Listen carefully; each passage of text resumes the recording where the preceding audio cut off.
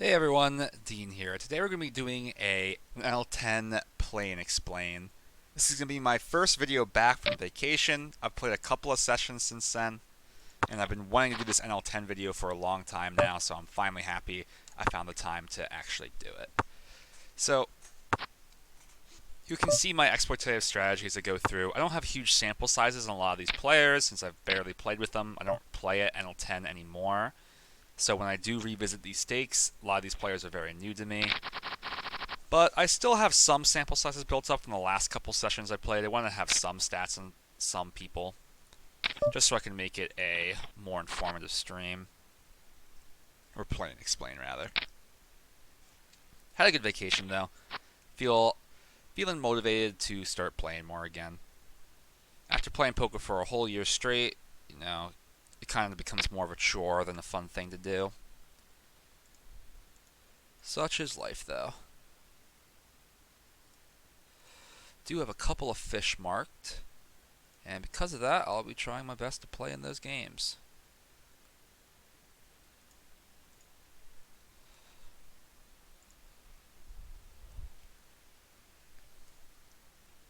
Queen 7 offsuits is going to be a fold. 8 jack off. Can't play that one.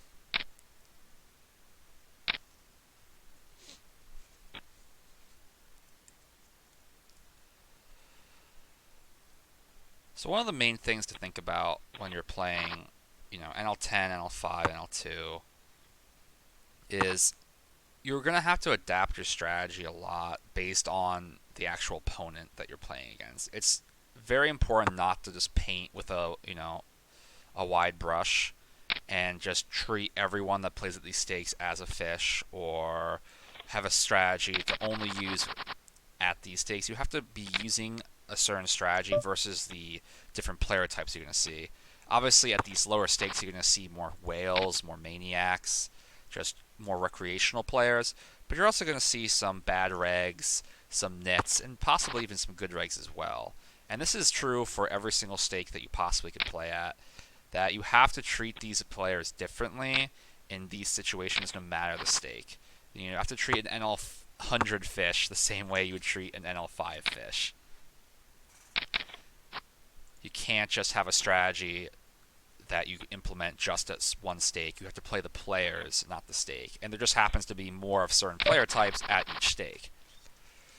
And as we can already check, looking at my HUD stats, you only need a few hands to really tell us someone is going to end up being a huge whale or maniac.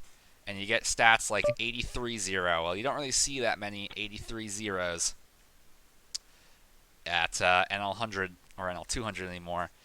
But you see a decent amount of them at NL10. But you also have some decent players. You have Lazy Money. We have 150 hands on him. He's starting to look like a bad reg or recreational player. It's a gap of 7, 8. Yeah, it's just about a bad regular over there. Then you're going to have, probably looking like a big recreational player, a whale. Another huge whale. Some tables won't have that many recreational players. All right, with one pair here and a four-way pot, this is just nothing. I'm not going to bet or call until I hit two pair.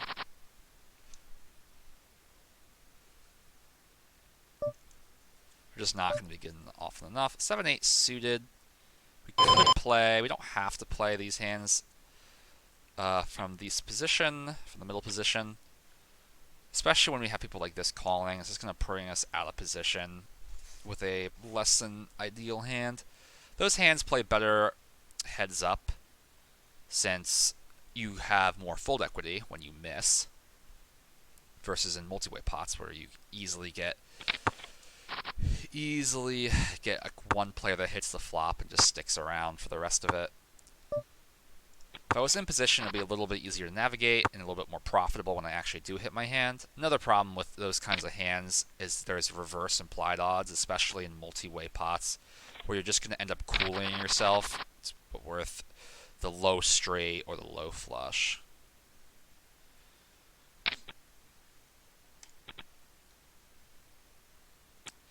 But, Against a lot of these more recreational players, you really just have to play a tighter strategy. We're not going to isolate with the good old Jack 7. I'm going to check to him. My hand can't really win, so I'll just bet out after he checks back to me. Don't really have a lot of showdown value. Could have made a queen or king high hand to fold. Nothing too eventful has happened so far, such as the life in these streets. But with these types of players, we can definitely get into some crazy stuff pretty quickly. 3-7 is going to be a fold.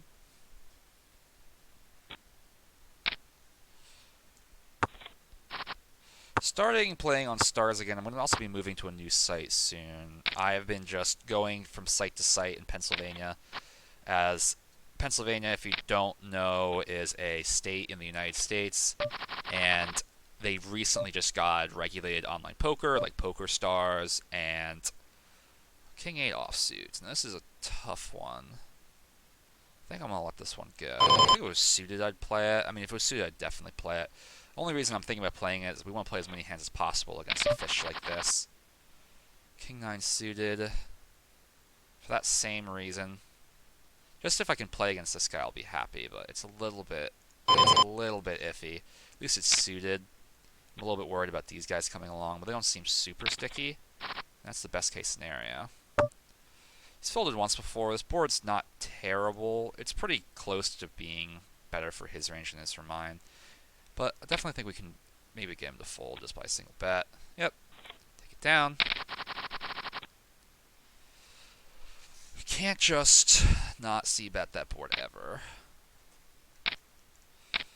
Yep, definitely don't want to be playing King 5 suited here. Get it out of the way with 6-8 suited as well.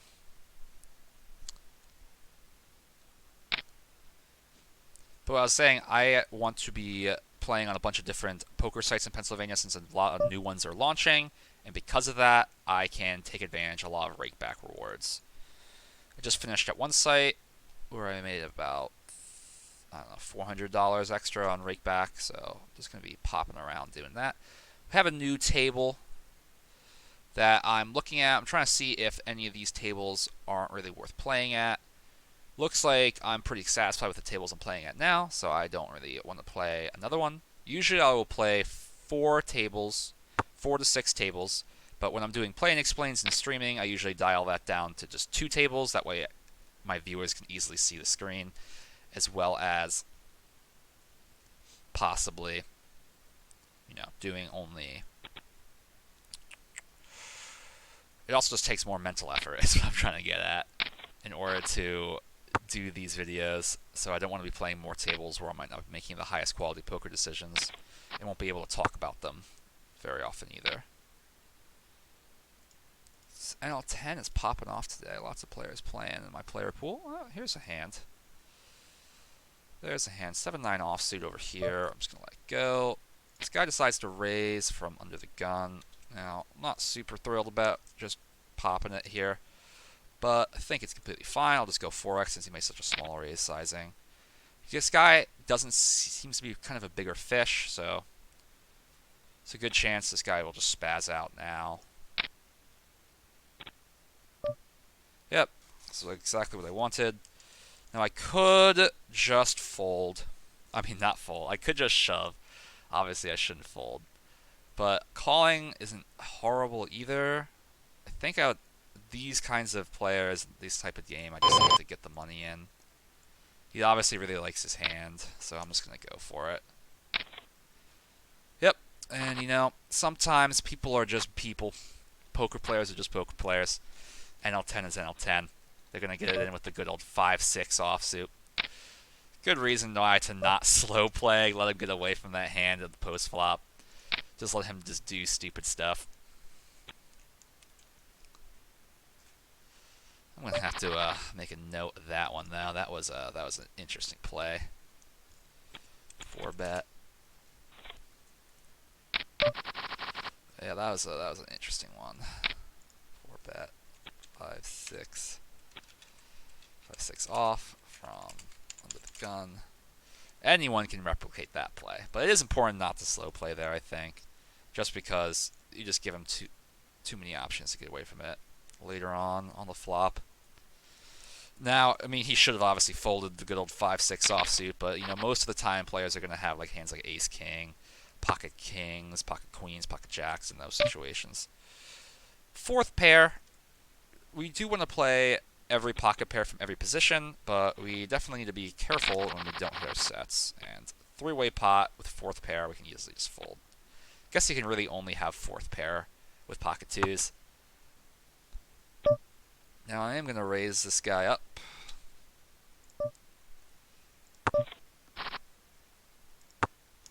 Take it down. He gets a little bit scared. Alright, now I have second pair and a flush draw. There's actually worse hands that might call me. But with just a pair, some straight draws get there. I think we just check back. Take it down. Nice. Decide to call with king jack offsuit. Oh, the fish left. Oh man, that guy was a huge whale. Let me mark him. Make sure I know for next time. I'm gonna mark this guy as a fish too. The gun, then call the. This is certainly a raise. I'm very surprised this bad-looking regular is limping in the first place.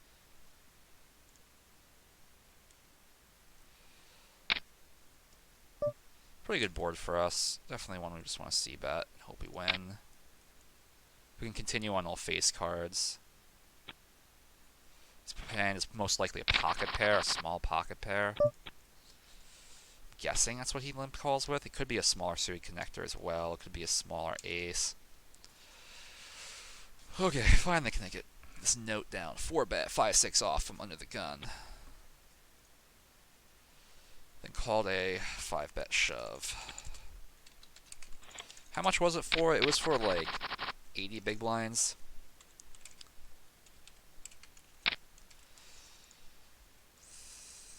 Very important also just to make sure we're always isolating limpers as much as possible.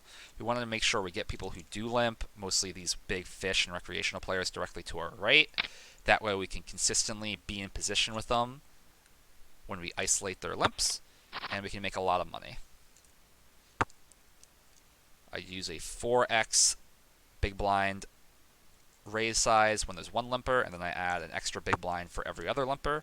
And if I'm out of position, say I'm isolating from the small blind or big blind, I will add a additional big blind. So if there's only one limper and I am trying to isolate from the big blind, I will make it 5x. This way we can have a decent chance of just winning the pot outright, and we can charge these fish for playing, 50% of hands from every position. Understanding how to play against fish and how to exploit fish properly is most likely one of the best and biggest things you're going to need to learn when moving up the stakes. Even at NL 200, and I can say this for certain at NL 100, at the higher stakes I play at, the most money you make in this game comes from the fish. And if you don't know how to play against them and squeeze them from value and separate them from their money at lightning speed, you're going to have a hard time moving up the stakes in poker. People in the regulars have gotten a lot better throughout the years, and it's just going to be really hard for you to find significant edges versus them. Not impossible by any means, but you're never going to be able to achieve a double-digit big blind per 100 win rate, especially at these, which were really only achievable at the smaller stakes games nowadays. But you're going to need to learn how to exploit these fish really hard. NL10, at least for international players, is probably the last stake that you really can consistently achieve a 10 big blind per 100 plus win rate. Maybe you can do it at NL25, but it's a bit close. But if you play in a site like mine that has a lot of fish, I like the 4-bet with 5-6 off and then stack off, you can have a 30 big blind per 100 win rate. So also just playing at the right sites is a very big deal as well. Always be looking for the next thing. I've been playing on the site Poker Bros recently, and that has a really big pool of fish. Lots of European and American players, and I will be posting my referral code to that either right when this video launches or very soon after. There's private games. It's a little bit It's the my only problem with it is it's unregulated, so I would never keep a large amount of money on the site. I would always just, you know, deposit and withdraw pretty close to daily. But I mean, there hasn't been any issues with it so far, and the games are just super soft. So I definitely recommend playing on Poker Bros. I can leave my referral link in there as well. You can use a HUD on Poker Bros, but you need to download an emulator on your computer since it's mostly a mobile phone app. Once you know that it's mostly a mobile app, you can just it just speaks to how bad the players are. People who play on mobile are usually just so awful. All right, we got a person who's starting to look like a fish. This guy's starting to look like a fish. I am eating well today. Let's see what Lazy Money wants to do. 200 hands. This guy is never open from the small blind. And he decides not to this time as well. A wise decision from him.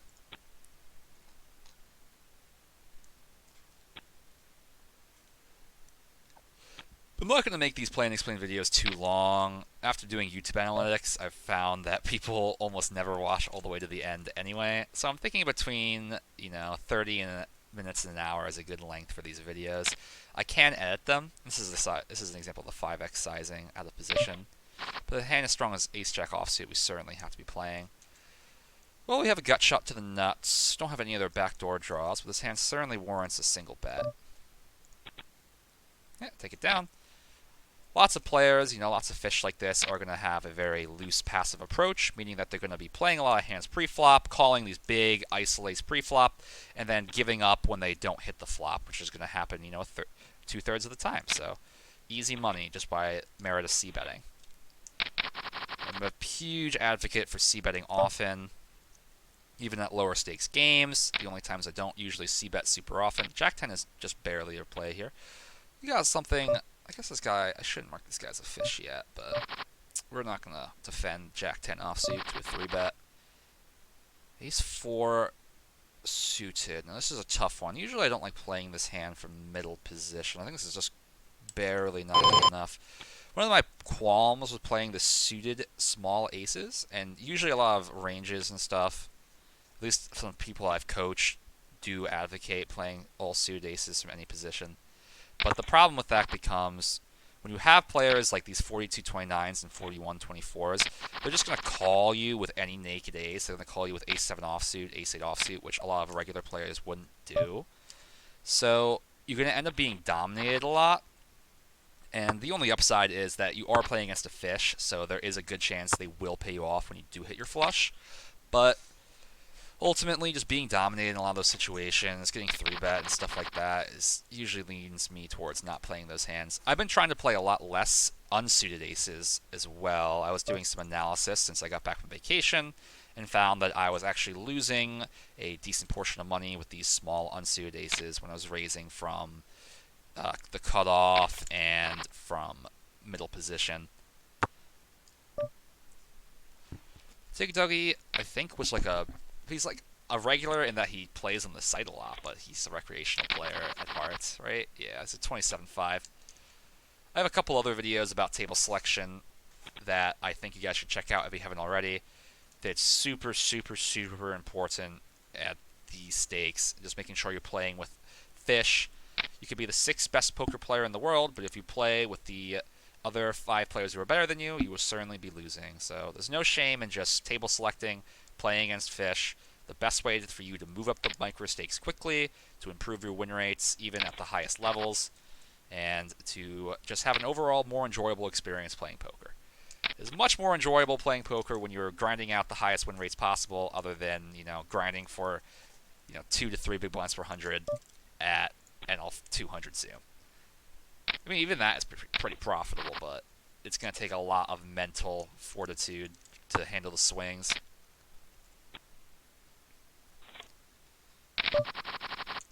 3-9 offsuit, fold. As you can see, I've been pretty nitty. I'm not usually super nitty in these spots, but, because there's a lot of fish at these tables, I do tend to tighten up. Just so that when I know that when I do get into hands with them, I will So here's another spot. I used to isolate these hands. These small suited or unsuited aces. I'm gonna check to see how often they've limped and called a raise. So they've limped and called a raise pretty often. I think I'm gonna fold this. Just because I usually don't change my opening range based on how many limpers there are. Unless I'm in the blinds, in which case I will change it. But with 3 limpers behind and a hand like ace 4 off that really isn't really happy with any flop other than 3 of a kind or 2 pair, it's going to be really tough for us to try to get a lot of people to fold. So I think we might as well just put that one in the muck and wait for a better spot. If it was just 1 limper, it would have isolated. Alright, well, my hand can't win, so I'm going to bet. Yeah. Take it down. A lot of my bluffs have been getting through, which is nice. Also really helps my table image. Looks like I'm the guy kind of being maniacal, betting a lot, c-betting a lot. Alright, well, I'm not going to play ace 4 off in this position either. I've been trying to cut these smaller unsuited aces out of my range. Especially someone, I mean, I don't have a huge sample, obviously, but against a fish like that, you're typically pretty sticky. If that was ace 4 suited, I think I would have came in for the isolate.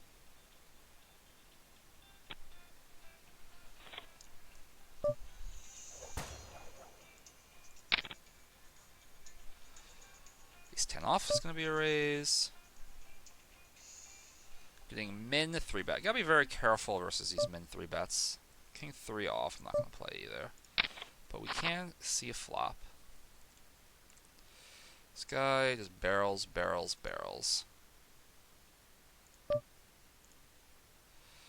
50 cents. Well, I have just a gut shot, and this guy doesn't seem like he's going to slow down any streets. I could raise, but the fact that he 3-bet makes me a little bit too concerned to try to go crazy with a hand like this, so I think we just get out of the way. Not saying that guy's not capable of even having a worse hand than ace 10 there, but, you know, in position it's pretty close. Usually don't like to chase just a gut shot. He's raised 3-bet before, so it's a little bit closer. That could have been a call there. I wanted to it's not a terrible spot to 2-bet the flop as a bluff either, with an overcard and a gut shot to the nuts. We get a caller, hit top pair, bet out. Well, we could go for more of a, you know,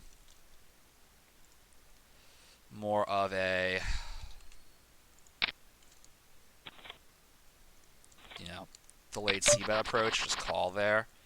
But against the fish, I just want to be trying to get the money in with a hand like ace queen. I usually save my delay c-bets on those types of boards for my more middling aces that really don't want 3 streets of value. But for the bigger aces, ace king especially, and also ace queen, I tend to try to just get 3 streets of value from fish, so I have to bet 3 streets then. Fold, 4-5 off.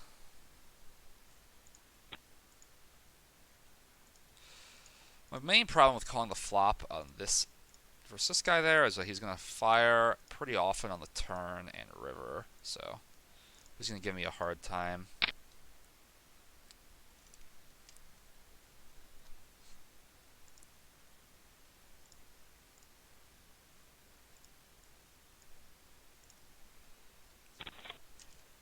Fold the 5-4 off.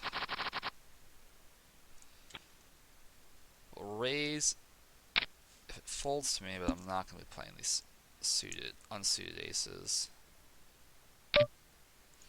Well, lazy money decides to isolate, makes my decision easier. 2-10 offsuit's going to be a fold. 10 jacks offsuit. I will isolate. He decides to do it, so we're going to get out of the way. 3-betting is an option. We can check how often his throw folds to 3-bets. Not very often. So 10. If I was going to 3-bet with a hand like 10 jack offsuit, it would be very exploitative, just because I know my opponent folds to 3-bets super frequently. But a flop, the good old open ender.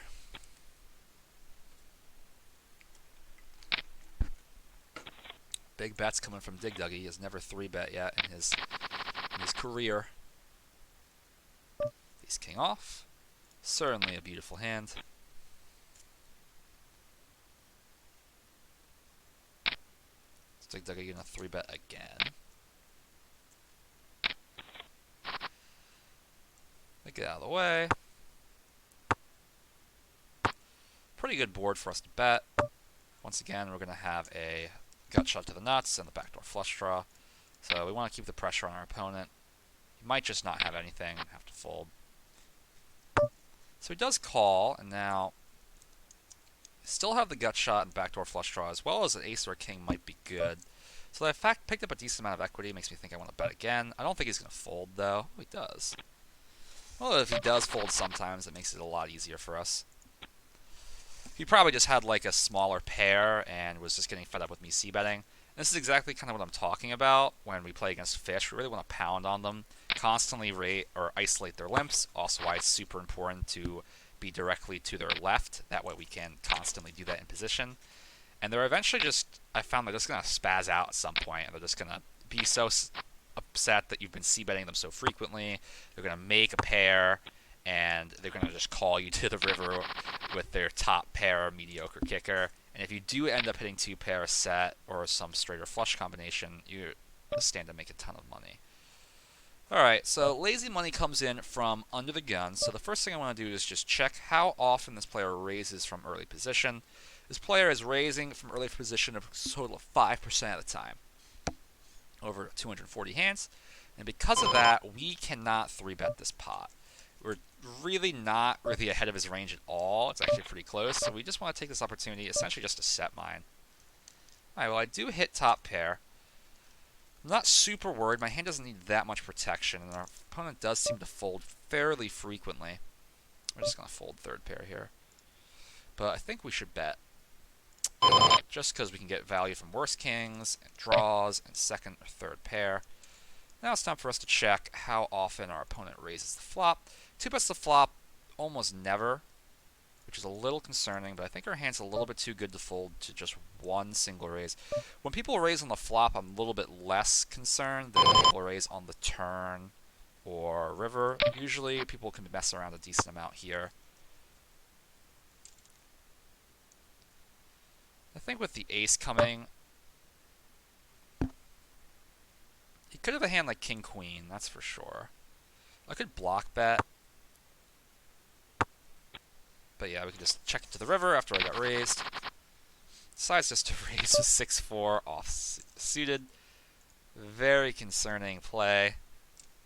We can isolate.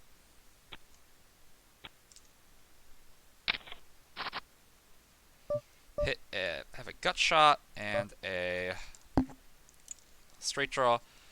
I could just bet here, but I don't really get called by worse ever, so I think we can actually just check behind. Decides to bet pot. I mean, I have no flush draw. I only have middle pair, or pretty bad middle pair. King gives me the nuts. One limpo over here, so we want to raise it up to 40. I don't think I can call a pot size bet, so I won't. I think he's going to have a better pair pretty often. Places like this, I do like just to bet bigger. This is not a terrible spot to try to take this pot away. The reason why is on these boards, usually I don't like to bluff in these kinds of situations. But it's pretty much you have a king or you don't.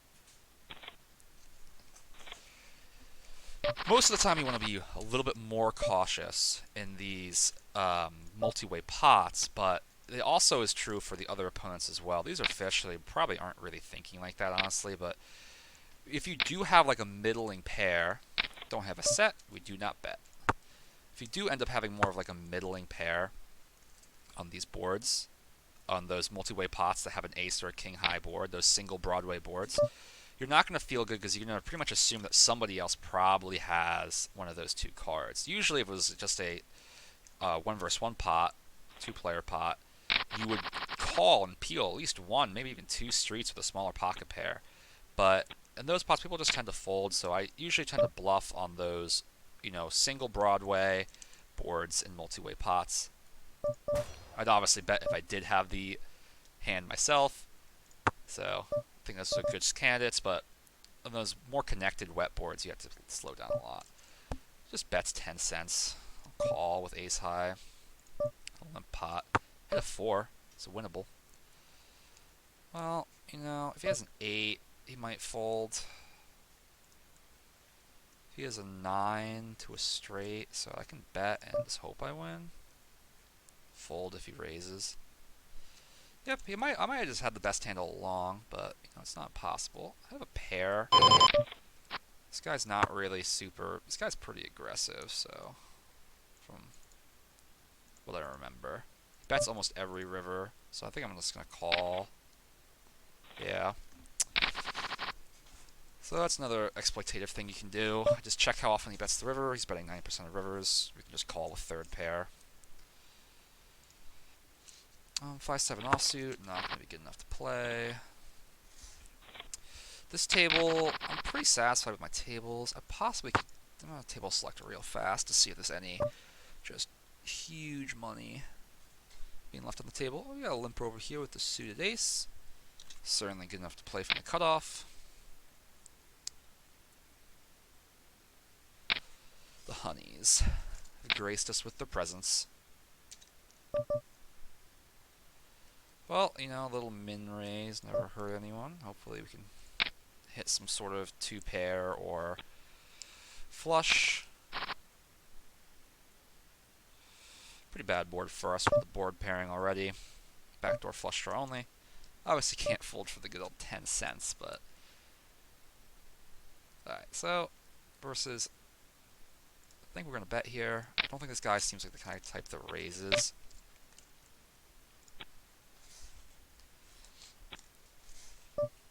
King 7 suited versus both. This guy is more of a recreational player than a fish at this point. Dig Dougie calls, but he folds on the flop very frequently at 71%, so I'm pretty satisfied with this. Okay, multi-way with this kind of board, I'm not going to go for. This is a little bit more coordinated and wet with the flush draw out there, and the queen isn't like the best Broadway to bet on. I'd much rather it be a king or an ace. I think I'm just going to get out of the way at this point. We don't have to win them all. I could raise here. It gets a little iffy. Don't really think calling 10 cents is... I mean, there's a good chance of drawing dead. To an ace, just like that. Now on that board, they might have just folded if I bet. Again, call in with hands like ace-9 offsuit. Not really recommended. Doing pretty well, though, so far. I mean, we're up just about one buy-in.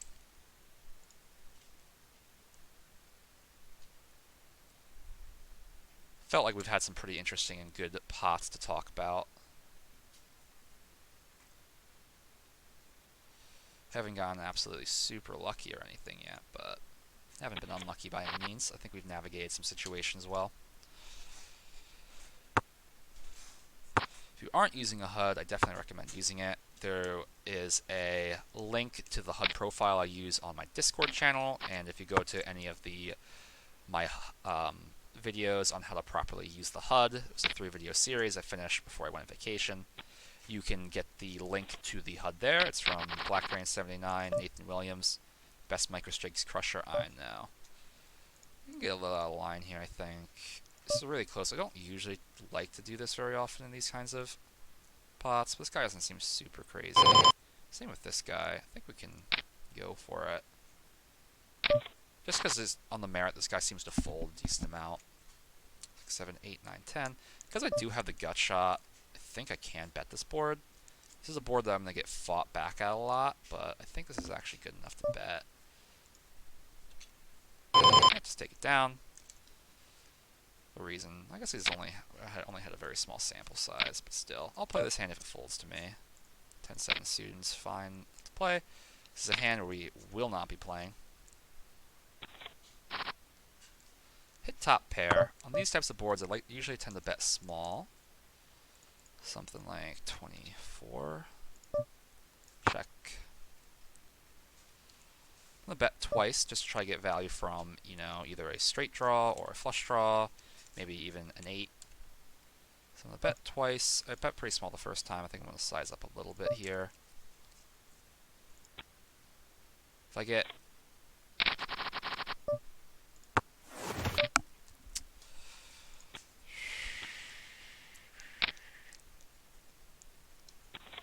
I got 2 streets of value. Don't think I could have gone for a third. The queen could have paired him if he was looking for, a hand like queen jack with a single spade. And could have been trapping all along. Definitely don't think that hand with that bad of a kicker for top pair was a candidate for 3 streets on a board like that. Isolating. Sets to fold. Look at this guy to my right, Tom Lowy. He's not a bad player. I'm not going to play the suited connect or semi-suited. Suited one gapper. That's the proper term for that.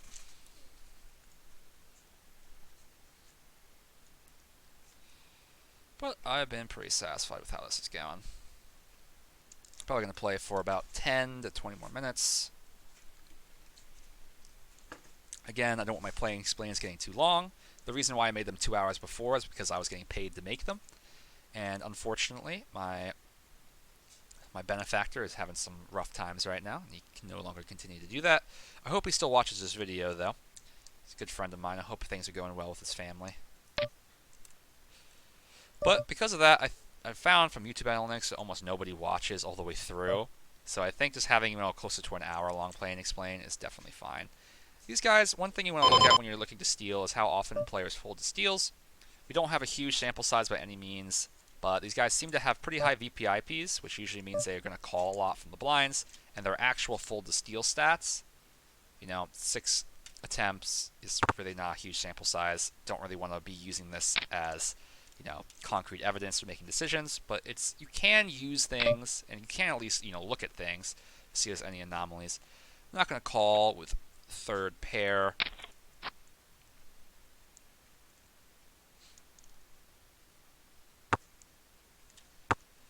But even though we don't have, I want at least 10 opportunities, at least 100 hands in order to start using this stat effectively, but you can tell he's not always folding to a steal. Because of that, you're going to get rid of some of these super junky hands, like these unsuited one-gappers. These are not hands that we need to be playing. King 4 offsuit, not a hand we're going to play either. I'm not going to play the suited aces from these positions. I'm definitely not going to play the unsuited ones. Or the unsuited. I'm not going to play the unsuited aces. I'm not going to play the unsuited kings, rather. Sorry, I lose my train of thought sometimes. I have a good table I'm looking at right now that I'm thinking about swooping in on. Jigga is back. Coming in for a raise. We're going to come in for the 3-bet, and we will stack off with this guy as the...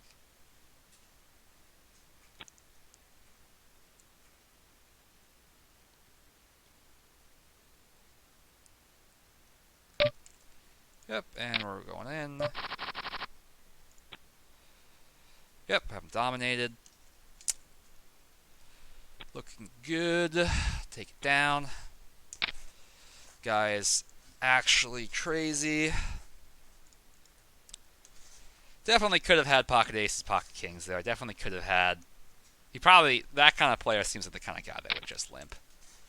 Those kinds of hands, honestly. No point of slow playing, no point of doing that. The guy has proven himself to be a maniac in these situations. We've been pounding on him. We have pocket queens. He's going to probably get it in. He's going to get it in with 5-6 offsuit. If you remember, this is the guy that did that earlier. Probably going to get it in with, hands worse than pocket queens. It's from Bethlehem, a town near me. It's kind of cool that I can see the towns that people play in. Obviously, you can't see addresses. That would be disgustingly, too disgusting breach of confidentiality. But it's kind of see some people live very close to me. Like this guy lives very close to me. 10-15 minute drive away. At least that's his town is. It's kind of cool to play with locally. Maybe these are the kind of people I'd see in the casinos. Getting a limp. right here. Definitely going to be raising it up with...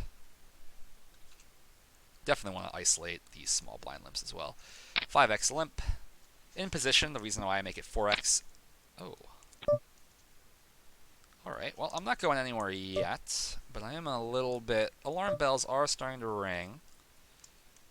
Could go for the 4-bet. Could go for the call. Out of position. The 4-bet fold might be the better option. I get like 222 and fold. Hasn't 3-bet me yet. This was pretty much... I mean, maybe I just do this. I mean, I think calling... The fact that he like min-clicked it makes me a little bit concerned. He hasn't 3-bet yet. It's really torn between 4-bet folding or just calling. I think I'm just going to call. The reason is I will fold if he jams, and he probably will just jam ace-king. So let's just go ahead and give it a call. It's a board I'm going to proceed with caution. The ace is a terrible card for us. Ace-king is going to make a lot of sense in his range. Bet's small enough that I can probably peel one. Might still just have some other smaller pairs. At this point, I definitely don't have the best hand. I possibly could have just folded to that small bet.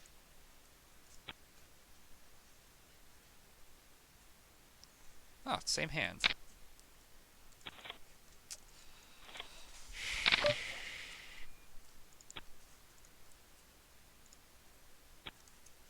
Apparently he did not like my play. See, like, if he jammed there with pocket jacks, which I think he probably would have, it would have been a tough spot. Ace-jack offsuit. I'm surprised he checked it back, though.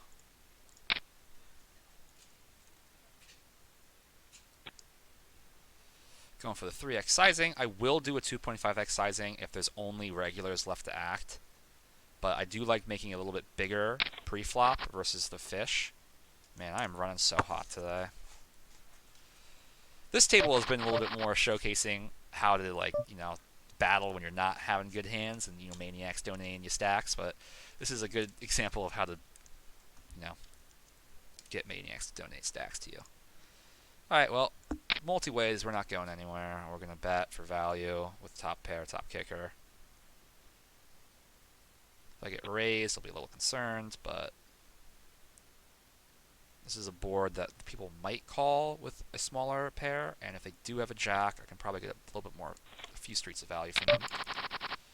Ace-3 suited. Now I can kind of start going crazy, maybe. Still got some pretty high VPI piece to my left. I would play Ace-5 from middle position, but Ace-3 I think I'm going to leave at home.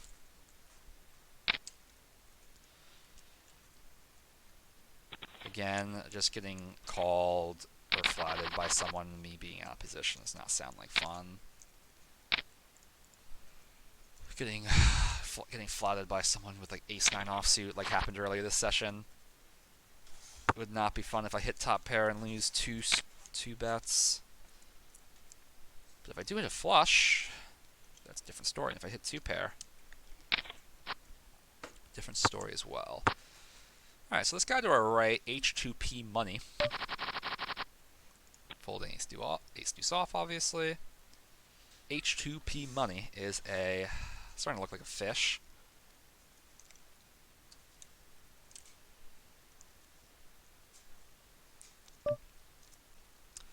Certainly a hand we want to isolate. I don't want to never play unsuited aces, especially from the button.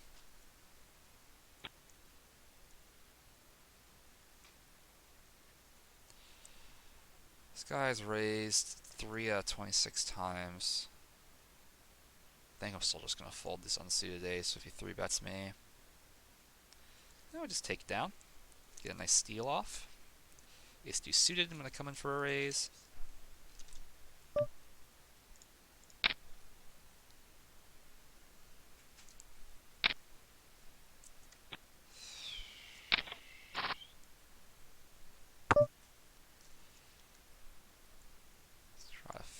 Fit the screen just a little bit better. Nah. A little bit too coordinated, I think, with two broadways. I'm just going to check it to the river. I could have the best hand. Have a pair now. Don't think I'm going to try to get value from ace high.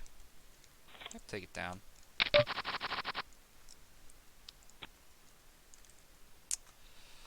I have my eye on a table, but this one guy won't move from the spot that I want. Pretty satisfied. I have one fish. Only just one fish left here. One fish. Two fish. This guy's shaping up to be a fish. It's not. We can't really tell yet. Need another like 10 or so hands.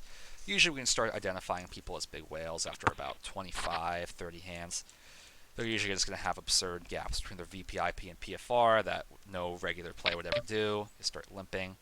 It's the first time this guy is raised, but I do have ace-king. So let's go ahead and 3x him. You could have an ace-queen, ace-jack kind of type of hands. Decides to fold. Not the end of the world. Pocket aces. This guy doesn't usually fold to a... Alright, this guy decides to donk. First thing I like to do is just check how often this person donks. He doesn't donk super often. This is not really a hand don't have the ace of spades, so he could be bluffing with some sort of flush draw. He could just have a queen. He could have a king-queen, queen-jack. There's no made straights yet, so... The jack is not a good card for us. Checks to us, though, and I think we're just going to check behind. Could try to get some value. Doesn't seem like the kind of person that likes to raise. Doesn't usually fold to a bet. Only have 14 sample. We don't have a huge sample in this guy at all. If I do bet one more time, I probably won't have to face a difficult decision on the river, so I think I'm actually going to do that. Just going to bet pretty small. If I get raised, I'll just fold. Oh, now the run out was really, really bad. Take down the pot. Get a little bit extra value, and a little bit of a scary situation. 10-6 suited. You know, you could isolate. You could just go crazy. Now, will I just go crazy? I don't think so. I wouldn't fault you for isolating this hand. Oh, nice little 4-player pot. Cheap angle. Play with this person a lot at NL100 and NL200. She's a fish and probably plays the same way at those stakes as she does down here. Once again, proving the point, you want to be playing the player, not the stake. There just happen to be more player types, more people of certain player types at each stake. 4-way pot, we're definitely not going to c-bet. It's the first time we haven't c-bet on this table.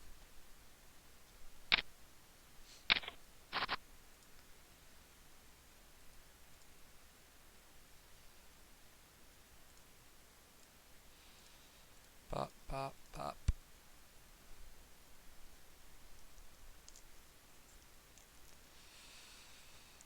I'm honestly more proud of running up $3 on this table than I am over here. Over here, I've just been making gross hands. This table. Pocket 9s versus 7-6. Pocket 9s holds. Takes the rest of that fish's money. This guy to our right is starting to look more and more like a fish. Cheap angle comes in for the 3.5x raise sizing. We'll see how often. She's pretty big range from under the gun. 30% raise first in. So I definitely can set mine. One of the problems with set mining against players that are shorter stacked is you have less implied odds. So obviously we're not going to hit our set very often. And so when we do hit our set, we want to make sure we can win a big pot. And there's not that big of a pot to win, which makes set mining less attractive. But we do have Dig Duggy who decided to come along. And, you know, so because of that, I think set mining is completely fine. Dig Duggy also has a very high win to showdown value. People that have higher win to showdown values are more likely to, you know, be calling stations and go to showdown with weaker holdings. And because of that, it is also I'm more inclined to set mine those people because they're more likely to pay me off when I do hit my set. Now, I don't think I have the best hand, but I also don't think I should bluff. If I have the best hand, I'll be absolutely astonished. Yeah. 2-pair. Dig Duggy had the same idea, but if I was in his spot, I probably would have folded. If he had the same reads as I did on Jeep Angle, he probably could have called. 30% raise first in from under the gun is pretty absurd. Definitely a big leak by Jeep Angle, but as we can tell, they are a absolute, donkey. So what can you do?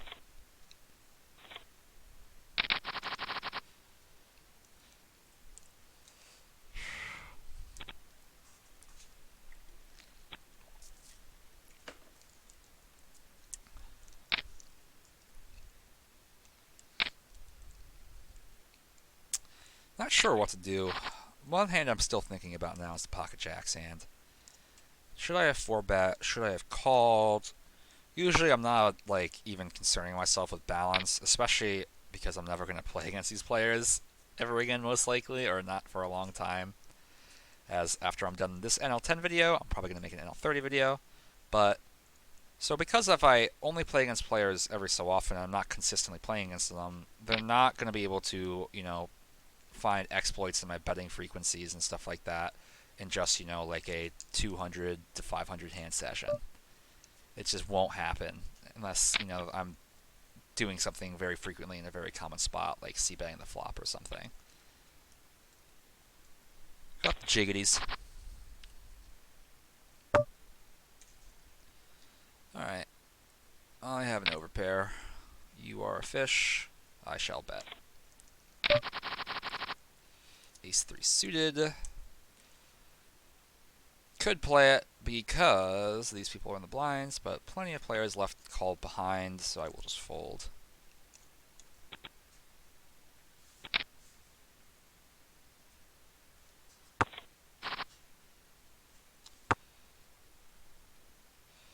Going for a 3-bet versus the under the gun range. Don't really have a big enough sample size on Dark Knight to make any concrete conclusions.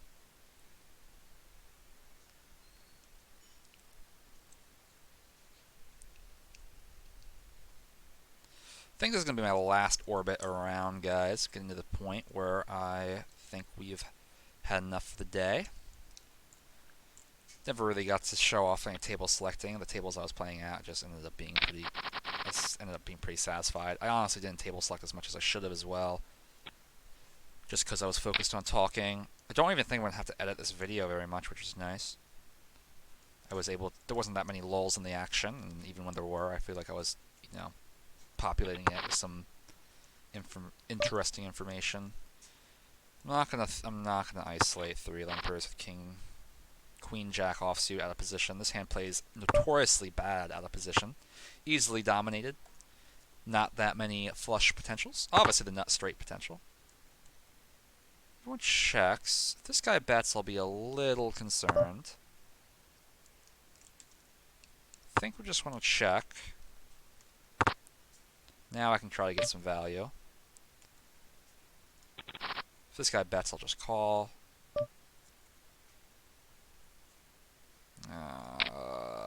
The little blocker.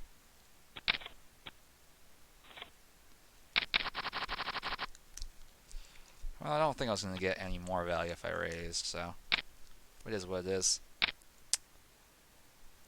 End up picking up pretty much some blinds and nannies, even though it wasn't that big of a pot, It was 2.5 extra big blinds before the flop that we won, and then the 2 big blinds post flop that we won.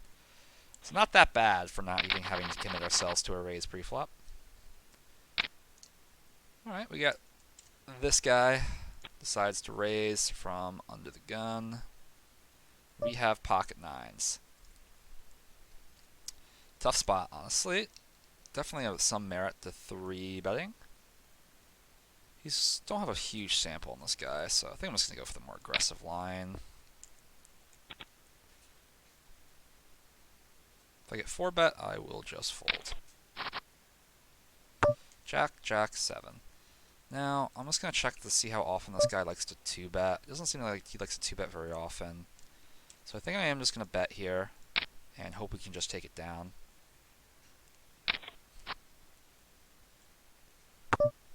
Pretty tough spot for us. I don't think I want to bet again. But we're going to have to probably call a lot of rivers. I'm not sure if that's one of the rivers that we can call. Yep. So we're looking at the things here. He's overbetting. We're obviously not calling now. But when I'm checking whether I want to make a call on the river, it's never. We don't even have 100 hands on them yet, so we have to be careful with our sample sizing. That's for sure. But we can see he's had 7 opportunities to make a bet on the river. He's only made a bet 1 time before. I really think this guy probably has a full house or at least 3 of a kind with jacks. Possibly a flush and like ace king suited, ace queen suited. So we definitely can just let this hand go. We're not winning. No reason to be a hero. That was a pretty easy one to fold though, especially because he made such a big sizing. Juanita dog. Still think we fold the ace-4 off. It's really close between. I really want to open my isolation range versus these types of players, but with somebody like G Pangle and this guy Final Ruler is looking like he might have a high 3-bet percentage. Gonna be sitting out though. Sucks to lose that big pot right at the end there. Didn't necessarily have to 3-bet the 9s, but I think it's usually better for us to have the betting lead in that spot. But we could have just played it slower. Most likely would have allowed these other players to come into the pot and would have made it a little bit harder for our hand to win. Got some nonsense going on pre-flop. Can't wait to see what happens here.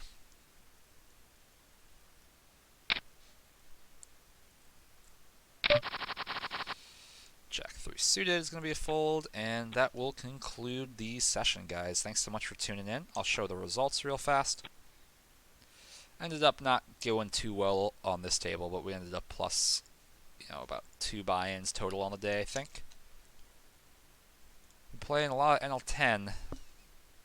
This is my yesterday session. Did not. I mean, I still won, but my ceiling adjusted was negative. Going to today, going to graphs. And, it wasn't terrible. We ended up our ceiling adjusted plus $13. So, over a buy-in win. Obviously not a huge sample size, only 170 hands. It's just literally a single drop in the bucket. But, not a bad day. I hope you guys learned something from my commentary. I hope you guys have a better understanding of how I approach the game and can implement that in your own game so you too can crush these stakes. Hope you guys have a good one. Talk to you all soon. Don't forget to like, comment, subscribe.